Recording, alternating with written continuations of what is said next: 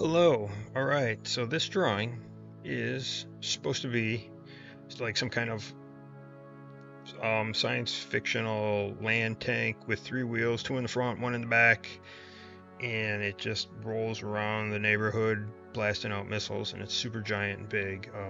It's an idea I had in my head, carrying it around with me for a while, and that's kind of what I do. Is I'll just get flashes of these fully formed, completed pictures, and the challenge is to then make it look something like I see it in my mind's eye. Kind of works out sometimes, but maybe it's like 50-50 what I imagine it to be and the end result of what we get on the paper. Um, and this is part two, or maybe the second drawing in what I'm referring to myself as my hurricane series. Is stuff I started before the hurricane, and Hurricane Helene. I'm not calling it Helene. I'm calling it Hurricane Helen. I just don't want to. Helene sounds a little pretentious, so we'll just go with Helen. So before Hurricane Helen hit, um, I started this and I had to put it away because basically there was no electricity, and I had a lot of prep work to do before, and then a lot of unprep work to do afterwards.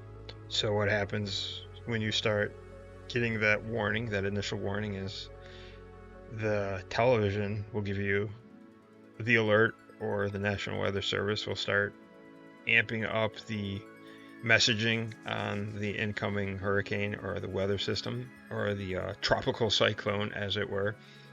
And you have to then study and watch day after day that cone of uncertainty. And in the meantime, you have different levels of preparation, or at least I do. Is I'll have my bug out bag, or a bug out bag full of just basic survival stuff, maybe some basic paperwork, and a couple days of clothes, a canteen, or just a way to snag water or keep water, maybe some water bottles, some batteries, a flashlight, just stuff like that. Maybe, and I think I said 3 days of clothes, and I don't know, maybe some food or some snacks or whatever. But that's about it. And then that's if things get really bad and you just gotta run. And who knows? I don't know. It's not like hardcore doomsday prepper stuff, but it kind of leans in that direction. And then you kind of have what I call my step two, which is a bin, like a packing bin, plastic packing bin full of more like a couple flashlights, more batteries. That'll have the candles and stuff that you'll need around the house, assuming your house doesn't get blown away. But where I'm located, it usually doesn't turn into that big of a deal. But it could, I guess. You always have to be on the lookout for such things. After that, then you kind of go through and clean up the yard and make sure, some lawn ornaments or whatever. Not that I have lawn ornaments or whatever, but, I put away the, I don't know, what do I have? The lawn chairs or something would not blow through my windows. So that's just kind of your basic preparations and making sure you know where everything is in case you need it for an emergency. But like I said, all that paperwork and whatnot. I mean, I never used to know where any of that stuff was before. I had it tucked away someplace, but now I have it at the tip of my fingers all the time. Thank you to the tropical weather. So that takes a little bit out of you, getting all that stuff ready, and then, even after you got that ready, you can just keep working more preps and getting water, and getting ready for lack of electricity. As the time allows, you just keep stacking and stacking your preps, and then, of course, after everything blows over and nothing happens, you gotta undo it all. Which is, I'd rather have to undo it than have to implement all of those preps or use them. But that is what ends up happening, and then you lose electricity for a while, and then it's a good thing you kind of store some water in some trash cans. I fill up some trash cans so I can use it for flushing the toilet, because when you got no power, you got no well water, and you gotta flush.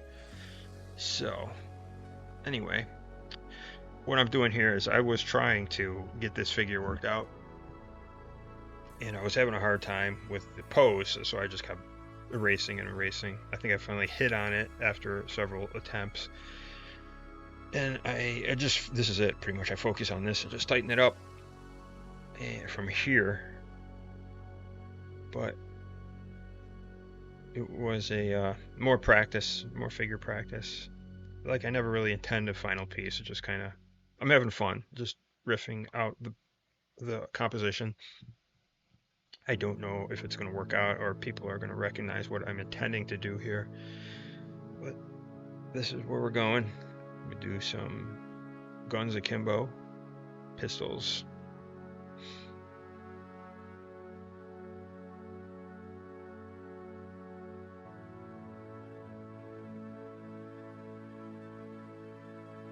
And I gotta remember to wear a hat or put on a headband or something so that my hair doesn't clog up the camera view. Oh boy. Note to self, I guess.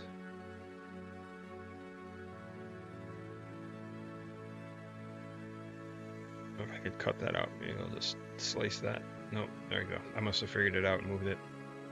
Swooped.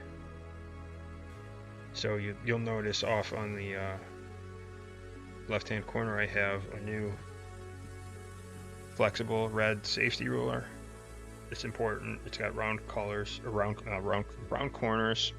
It's got a bright color so you can't miss it. It's flexible and soft, and it's a safety ruler made with Ultraflex plastic.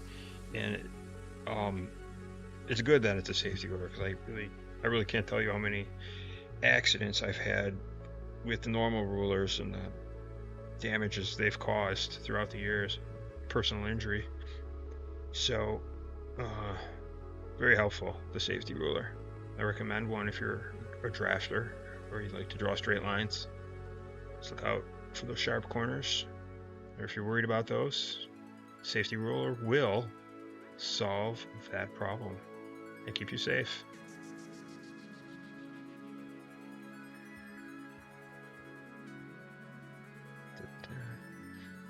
This is just more of my typical nonsense, piling up detail.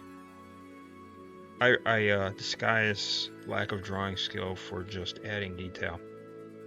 It's the illusion. I don't know if it works. So I have these triangle windows. I like that triangle truss shape. These are supposed to be some kind of spheroid things in the front with a metal band across it.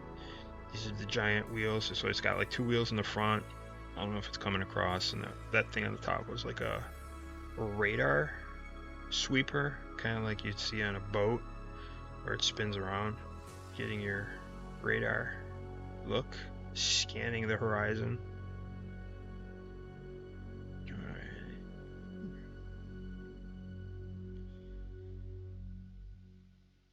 And every one of these videos is another little notch forward on the learning curve for DaVinci Resolve. I learned some hotkeys today. Got J is forward and J is reverse and L is forward on the timeline. So if you're using DaVinci Resolve, there's a, but where'd I go? Whoa, shoot, see, there we are. So the lighting is a little different too. See, I have no idea why that's happening. The lighting got warmer and it got cooler. Maybe it's because it's reflecting off me.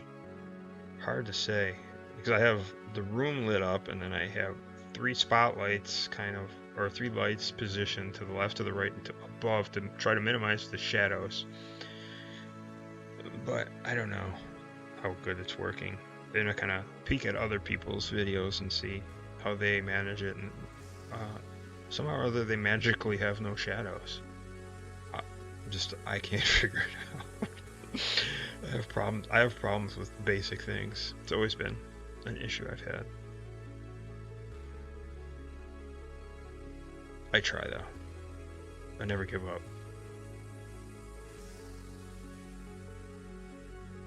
even if it ends in utter humiliation and defeat. You'll notice on my left hand middle finger I had a run-in with a ruler previously.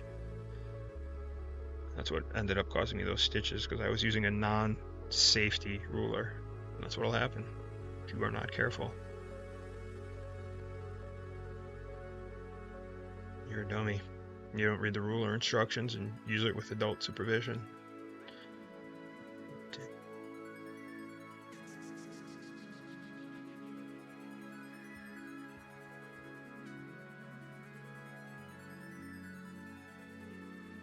And the details, layering on the detail and the panels and all that kind of mumbo jumbo really hides the fact that my shading is atrocious as well. I always know you just kind of pick a direction that the light's coming from and highlight that side and darken the other side of the back side. And then you have the core shadow and then the radiosity reflection from the background. But I have the theory down, just not the implementation.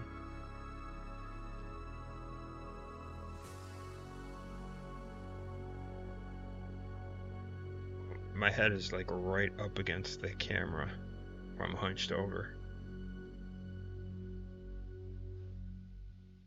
Right.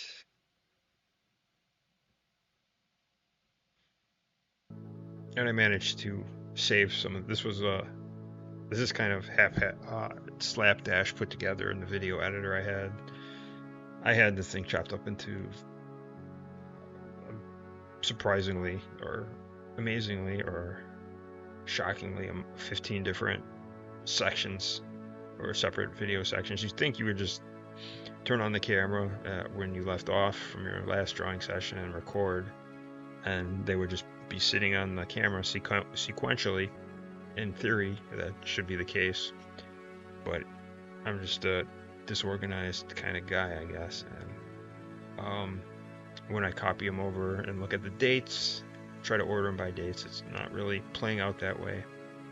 I still gotta figure it out. I gotta fine-tune my methodologies, get better every day, get good, as they say. And honestly, I think I like record other things in between, and I'm doing other video stuff. I'll be making a video for a print or doing some 3D something on the printer and taking photos and other videos. My own fault, I guess, for getting everything jumbled up. And this is I didn't want the basic normal, what do you call that, neutral pose, but something off balance and unsteady looking. I think I finally hit on an acceptable position for the character. And always making it up as I'm going along here. I think I'm getting close to getting bored with this one at this point, because it just took way too long. And I didn't want to do it anymore. I don't know what I'm doing there. Sharpening a pencil, cracking my knuckles, back to it.